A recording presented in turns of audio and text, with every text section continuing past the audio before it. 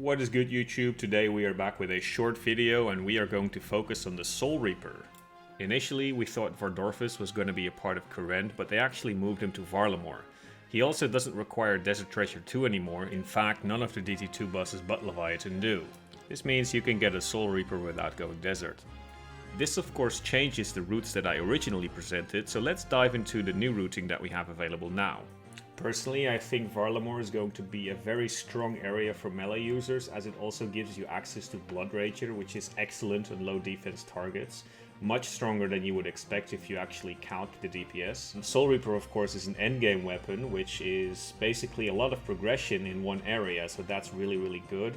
The Blood Rager outfit of course has a decent amount of strength bonus equal to Bandos gear, which allows it to be on par in terms of DPS, however the defensive bonuses are not as good.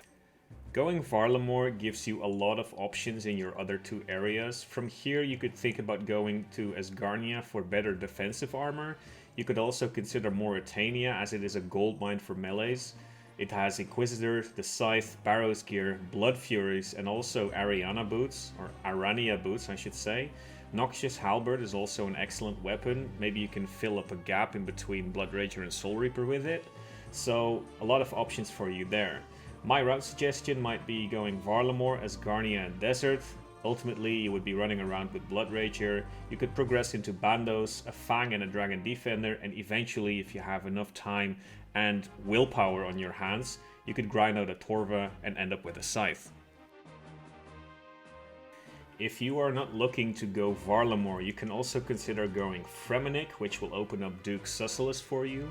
From here I would advise looking for an armor area, and you would still have a free pick left. I have to say that Muspa is not the best boss to do with melee, however with the step back method it is definitely possible. I have to admit though that I'm not 100% sure if with the bonus accuracy we can actually hurt the Muspa with our melee weapons. As for armor areas, you of course can go Asgarnia, Mauritania, and again Varlamore. Asgarnia gives us Bandos/Torva, the Dragon Defender, and Godsword, which should not be overlooked. Mauritania again is an excellent area for melee users. Specifically, the Noxious Halberd is interesting because it might serve as a step-up weapon for whatever you're going to be running around with before you get your Soulreaper. You can also consider going Kourend. It will open up a Scythe, but also the Elder Maul for you, which is an excellent spec weapon. It also has Claws, although I'm not very sure how strong they are going to be. And because you go Fremennik, you gain access to Ferocious Gloves. These gloves give an excellent amount of strength bonus, but I wouldn't go Kourend just for that. One last thing I want to mention, going both Fremennik and Varlamore unlocks the Ultor ring, which is a plus 12 strength bonus ring. The plus 12 strength is better than any other ring in the game, and it's also much more of a strength increase than, let's say, Torva over Blood Rager.